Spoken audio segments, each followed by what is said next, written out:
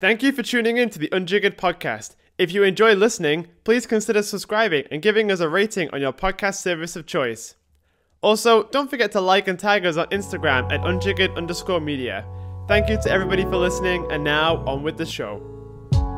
You're listening to Unjiggered, a bartender podcast where we interview highly successful bartenders about their careers, lives, and the passion of bartending.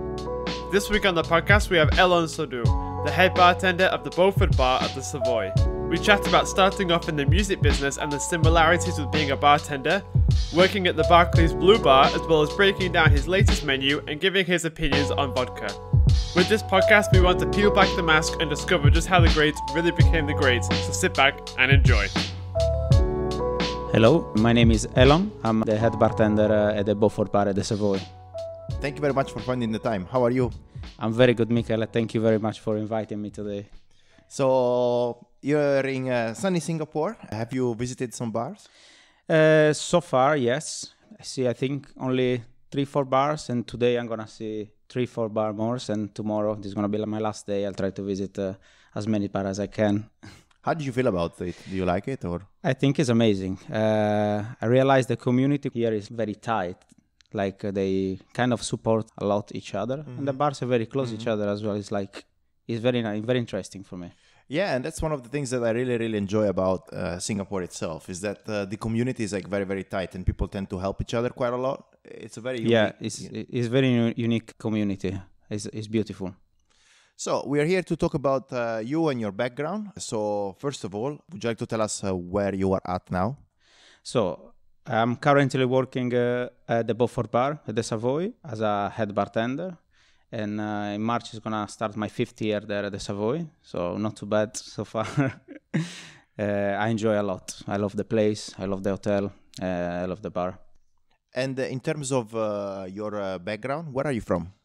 So born in Rome and grew up in Sardinia, in Nuoro, which is like a very small town, which I believe doesn't have any cocktail bar at the moment. Not that you're aware of, yeah. Not that I'm aware of, yes. And from then, what did you study? Were you planning to be in hospitality from a quite early stage, or?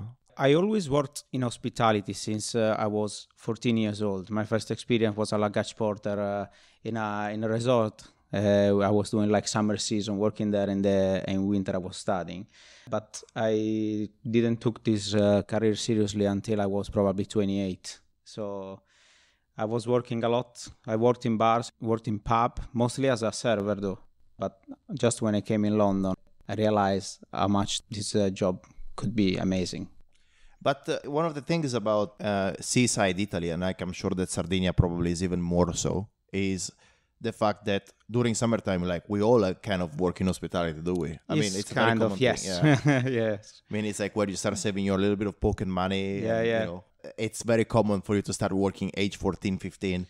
Yes, easy. It's like, it's normal there. Like, yeah, very you do normal, 14, 15 hours every day with no breaks. Man, it's brutal. 7 days per week. Yeah, because like, you've got like these very, very short, like 3 months busy periods, and like, therefore it's 0 days off. And you need to work as much as you can because you need to get as much money as you can. Yeah, so that's absolutely crazy though. Yes.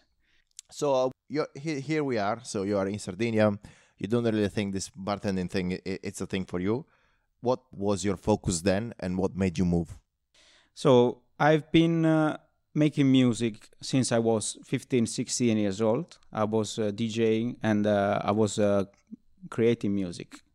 I was a music producer for more than 10 years. And I lived Nuoro to go to live in Cagliari, which is South Sardinia, which is like the part which is a bit more active. Yeah, active in Sardinia. And I was DJing, I was producing, but obviously I had to have a job as well because make music doesn't make money most of the time. And I was working in a bar in a beautiful hotel, which is called Tea Hotel. There I met the first 2 people that they introduced me to cocktails. I remember they asked me once to make a Manhattan. I didn't have any idea how to make a Manhattan, so they explained me things slowly. And in 2014, I decided to move in London. And one of those two bartenders was working in a place which you know very, very well, of course. which is called the Blue Bar. And he called me one day and he asked me if I wanted to join their bar. But I wasn't thinking about working as a bartender. I came in London because I wanted to be a music producer, and I wasn't really interested about bars. I just needed a job at the time. Of course. Yeah. But in terms of like the music producing aspect of things, how difficult is to make money out of it? Because it's an industry that I really know little about. Yes. So I had a time when I was making money. So producing music doesn't make money, but when I was DJing in clubs, I was fairly well paid. Mm-hmm. So I was doing like 1-2 party per week. Okay. So I was getting quite a decent amount of money. Uh-huh. But I'm a very kind of shy person, so I like to DJing, but didn't really make me very comfortable, you know. I would always prefer to be like in the background and making music. But I had to do some dates as well as a DJ, because obviously to grow your name, like when you are a bartender, it's more or less the same. You can always bartend in a bar, but to know people, you need to travel, you need to go and see other different things, different cultures as well. I really like the analogy. I think it's a quite spot on one. And what kind of music do you like playing? I was very much on electronic music, drum and bass, techno. You still do that? I still produce, not as much as before. Okay, Maybe I do 6 tracks per year. Before I used to do more than 150 probably. No way. and like, what channels do you use to promote those tracks? Or like? Well, I used to have my own label, which I still own, and I used to sell on every platform from iTunes, Beatport, Spotify. I'm still probably on some of the platform, even if I don't look after anymore my DJ profile. So, what's your DJ name? It used to be Combot. Combot. Yeah. Giorgio Bargiani called me Combot. No way, really? Yeah, he called me Combot. Yeah, I love that. I'm 100% going to look for that. Awesome. So how did your career, like music producing, went in London? Was it okay? Or? Yeah, it was all right. Actually, I played in few places. I played at the Egg, played in a couple of nice party as well. But London is very difficult. Like you can imagine, there are like thousands of DJs. So for me, it was very difficult to get dates to play.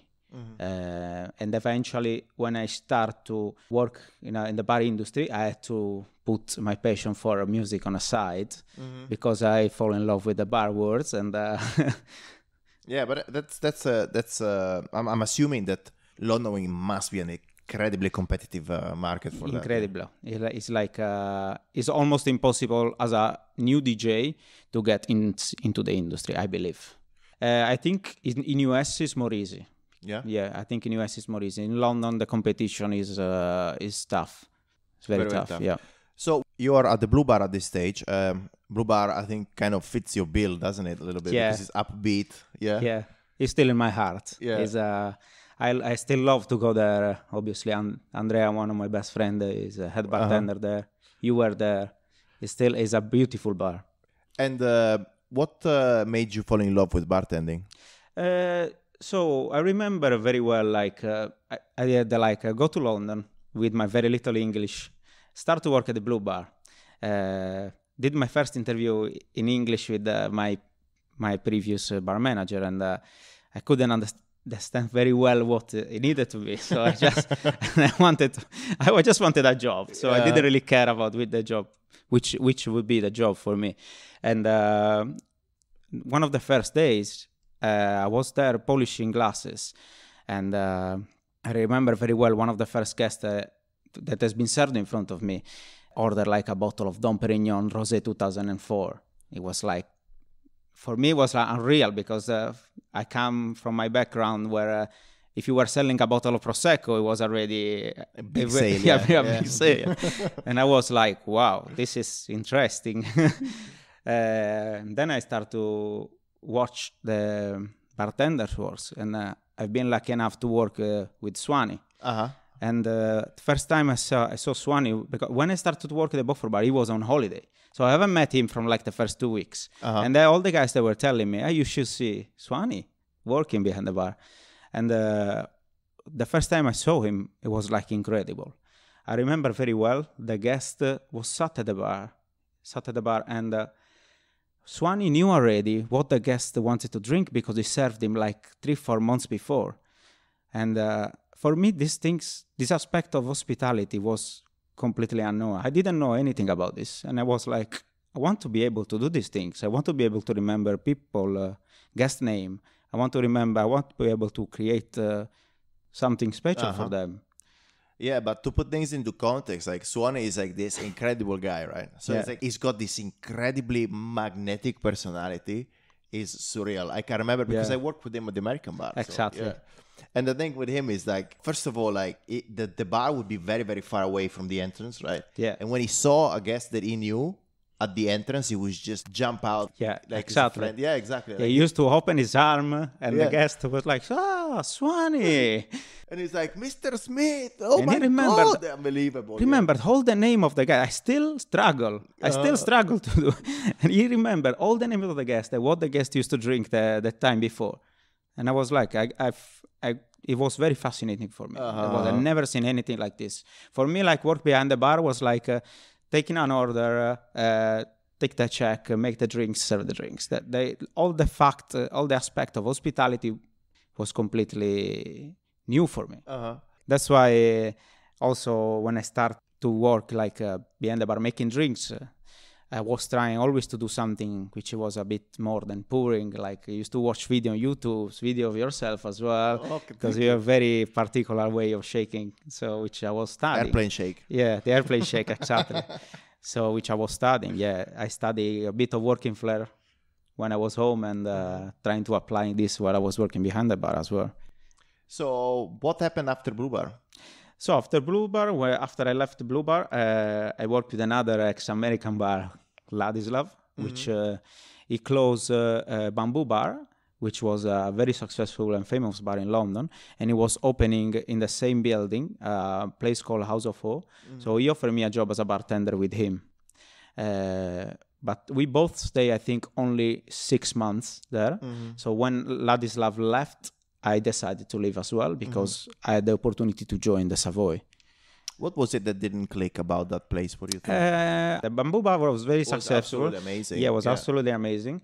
I believe the concept of Bamboo Bar was much stronger than the concept of the new bar we opened after. Yeah, I think it just didn't click. Yeah, I think it was different. And it was very different. It was a different company as well, and they have different concepts. And I think at the Bamboo time, at the time where they were doing all the gas shift, they have the beautiful collection of whiskey. It was just right at the time for that place. So yeah, I think Bamboo Bar was amazing because first of all they had the incredible Japanese whiskey selection. Yes. So like just to put things into context, like Bamboo Bar was this bar in Charlotte Street, which is like a quite central area, but still it retains a lot of character, so it's not been gentrified too much. Beautiful building. Beautiful, yeah. Yeah, and they focused a lot on Japanese whiskeys, so much so that they had a gigantic collection. And then when Sexy Fish opened, they brought all the collection there. Stock, yeah. And now Sexy Fish is the biggest Japanese... I believe the biggest Japanese collection. In Europe, for sure, I think. Yeah.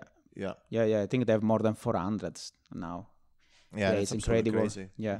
So, and well, this place didn't click, and then you had the opportunity. And then, yes, I had the opportunity. I was doing already some interviews. At the time, Kyle was the head bartender, which you know very well.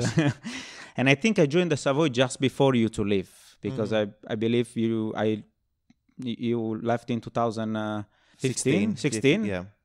January 2016, yeah. So I left. I joined in March.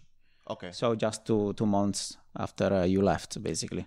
And in terms of, so there's 2 bars in this building. Yeah. There's the American bar and there's the Beaufort bar. And there is yes. Would you like to talk to us about the differences of the two? Yeah. So obviously the American bar is one of the most iconic cocktail bar in the world. So is a beautiful bar. I believe it's the busiest hotel bar in the world. It's absolutely incredible. I did some shift there as a bartender as well. I've been lucky enough to work with Eric once as well, just before him to leave, and it's super busy. This bar is absolutely unbelievable.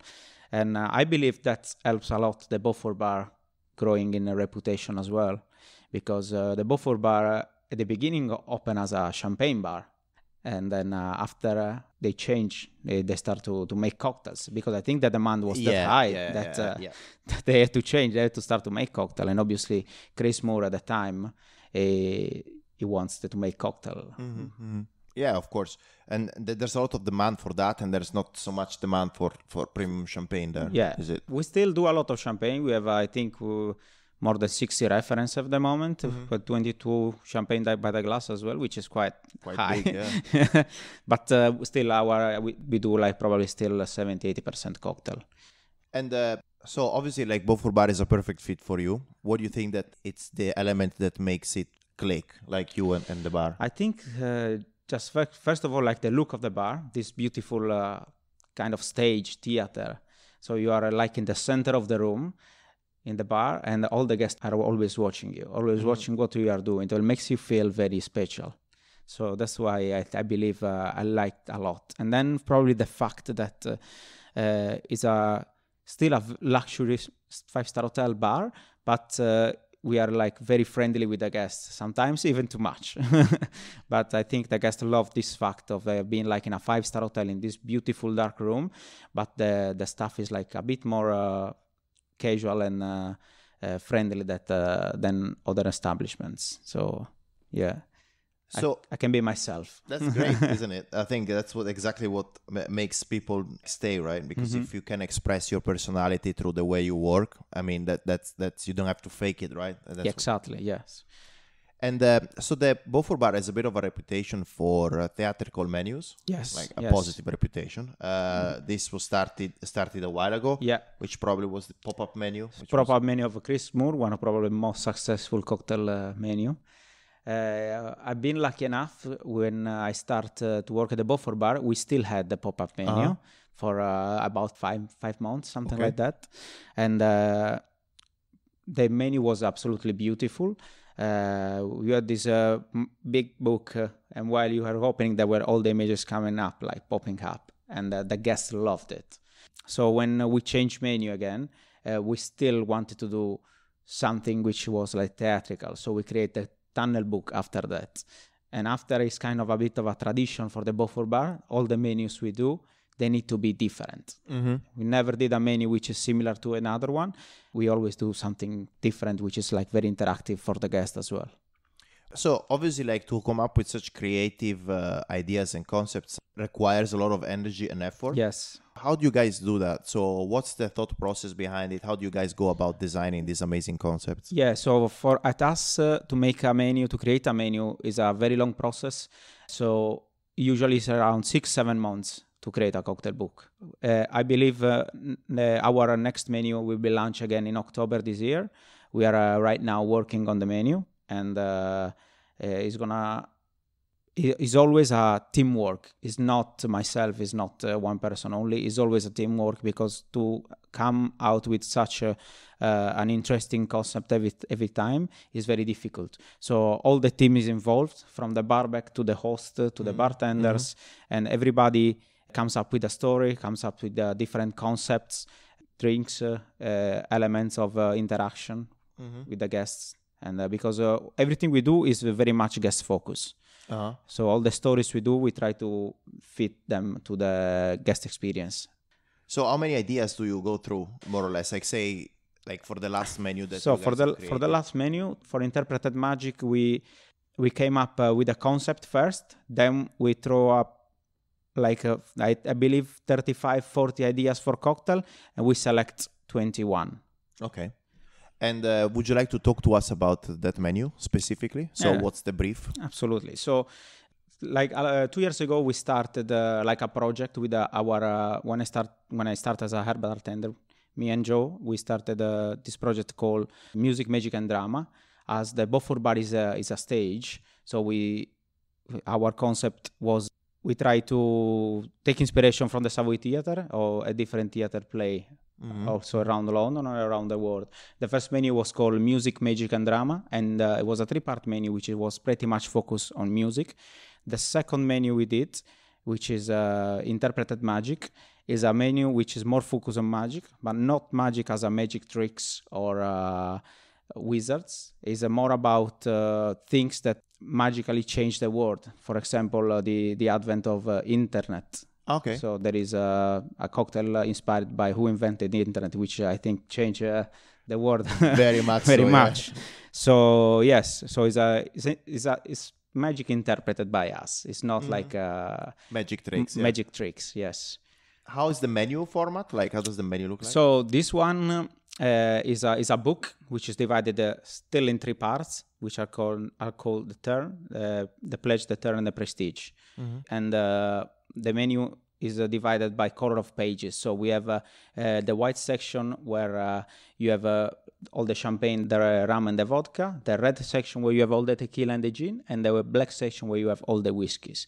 So we tried also to split like this because when a guest comes at the bar, he wants a whiskey, we just tell them, go straight on the black pages, you find all the whiskey there. So we try to help also the guest in terms, instead of go through all the menu, just to help them pinpoint exactly where they want to be. Exactly. Yeah. That's very cool. And in terms of the drinks, would you like to give us 2 or 3 examples of like some of the drinks and how you reinterpreted this magic? So the drinks we do are like still very, I would say, classic. One of my favorite is probably the Tennessee Voodoo, which is kind of a Manhattan style of drink. It's a cocktail inspired by Mary Laveau, which is a lady used to live in New Orleans and used to help people using voodoo. So voodoo is not like dark magic or anything else. It used to be used to help people. So we have a cocktail which we create inspired by her, which is banana based because she used to use banana for help people apparently. Yes, she used to do like magic potions with bananas probably. Did you use voodoo to try to punish your manager before or not? I tried a few times, but Declan is still still stronger than me. He's still stronger than me. And another example, perhaps, you want to bring to us? So we have another cocktail, which is probably the best seller so far, which is called Look Into My Eyes, which is inspired by the love story of David Copperfield and Claudia Schiffer. Okay. Yeah, I didn't know they had a love story. Yeah, they had a love story, which was quite famous, and he said that it made her fall in love with him. But other people used to say that, especially journalists, that she was paid by him to pretend that they were together. Really? So, yes. So this cocktail is inspired by this. It's actually the bestseller cocktail because obviously it's a champagne drink with passion fruit. So it's that's a funny story. I didn't know that was the case. Yes. So we always try to look into like all these kind of stories that are a bit interesting for the guest as well. In terms of spirit selection, you guys have a quite unique selection. Would you like to talk to us about how you put it together and perhaps some of the highlights? Yeah, so we have the luck that the hotel always support us with whatever we want to do. So we decided 2 years ago to kind of get rid of all the old spirits we have, so and also the vintage. So we give to the American bar all the vintage spirit because the American bar is the bar that started all the vintage cocktails. So there was no real point for us to make vintage cocktail and copy the American bar. And instead, we bought a full collection of whiskey all at once. So we almost don't have any entry levels. We have only premium stuff. And obviously, some of the best whiskey we have, probably we have a full collection of Port Ellen from the 13th to the 17th edition, which is like quite unique, and we sell it as an experience. So whoever wants to have it, they cannot have only one. It needs to get the whole thing. They need to try all the like 10 ml of each one, but it's an experience. Then also we have the one bottle of the oldest rum in the world, like the Harwood House rum, is the only bottle available in bars. So all the other bottle belongs to private collectors. So this is the only place where you can find the bottle. Very expensive. Yeah, I'm sure. Very sure expensive. That doesn't come cheap. Yeah, and it's not only about having rare things, it's also about having interesting spirits. So at the moment we are quite focused on the whiskey collection. I think we have around 130 now, and we're gonna grow for the next menu. We're gonna buy more. The problem, I don't have any more space at the bar, so I don't know where to put whiskeys anymore. Yeah, because it's a quite tiny bottle, yes, isn't it? Yes. And in terms of spirit development, Because you guys have your own vodka, right? Yes. So yeah, we did a collaboration with Boatyard. So we create together this beautiful vodka, which I believe I strongly believe is one of the best vodka in the world. I'm afraid it's not for the market. You can find it only at the Beaufort bar and at the American bar. It's a beautiful 100% wheat vodka. It's fermented with champagne yeast, which makes it very unique. They use champagne yeast because the Beaufort bar was obviously opened as a champagne bar, so they wanted to create a connection with the bar itself, and they decided to use champagne yeast. The fermentation is very slow, so we cannot make any volume. We have bottles. We can sell the bottles as well to the guest in case the guest wants, but we cannot sell it on the market. Okay. It's not for the market. It's only for the Beaufort bar and the American bar at the moment. Of all the spirits, why did you choose to do vodka? So vodka is still I think the best-seller spirit at the Savoy. So I believe vodka market is growing a lot. As we have like a big growth in gin market before, now vodka is getting very strong. And I believe we really wanted to do a vodka which was different from the others. So if anyone have the chance to come at the Beaufort bar, please ask me to let you try the vodka, because I believe it's very unique. And but it gets a bit of a stick from bartenders, doesn't it? Like I think this is changing slowly. This is changing. I believe bartenders were not appreciating vodka before because they were always this legend that all the vodkas taste the same or they're tasteless. I believe this now is changing slowly. But there are few vodka which are starting to be like very interesting and with flavors, but without being flavored. If makes sense. Yeah, no, it makes very much sense. Yeah, sure. And I think the more we start appreciating it, the better the category becomes, right? Yes. Because I'm sure, that there are some products out there. There are good vodkas and bad vodkas, right? And I'm sure there are some vodkas that give people the impression that this is a category that no one cares about. Exactly. Right? Yeah. But I believe vodka is a very strong section of the spirits, and I believe it's gonna grow again. Yeah, it's massive. It is, as you said, this is probably one of the best-selling categories, regardless. Right? Yes, I believe so. Not only at the Savoy, but probably everywhere. Let's talk about. You mentioned a lot of the team of the Beaufort bar. Yes. How is the team structured? So the team structure is not too different from the American bar, which you know very well. So we have a bar manager, then there is me, which I'm the head bartender. Then I have 3 bartenders. We have 1 junior bartender, which is shared with the American bar, which does 3 shifts at the American bar and 2 shifts at us. 4 server, 1 host, and 2 barbacks. Okay, because I remember Joe Scofield is the guy who did. Joe Scofield used to be junior bartender, used to work at the American bar and at the Beaufort bar. Yes, I think it's a very interesting position. And Natalie as well used to. Natalie as well. It's true. All those people that did the junior bartender position has been super successful. Exactly. It's unbelievable. Super successful. If I go back in time, I'd probably take that position as well. And myself, yeah. Cool. So in terms of the industry in London now, how do you think, where do you see it in the next few years or so? Because I think the last year was quite strong, 2019, in terms of new openings. Yes, very strong. Obviously, Eric Bars, which is absolutely beautiful. At the moment, I heard about some new openings. I can't really talk about this here, but we will see few new openings on 2021 for sure. Okay. For sure. And big some hotels, big names. Okay. Stay tuned for that. Yes. Then. That's cool. And are you happy there? Are you happy in London? I am happy in London. I enjoy very much. The bar industry is amazing. Unfortunately, it's not easy to go from a bar to the others like here. They're all very far each other. So every time you need to go to another bar is always at least half an hour. But the community is amazing there as well. Obviously, the weather is what it is.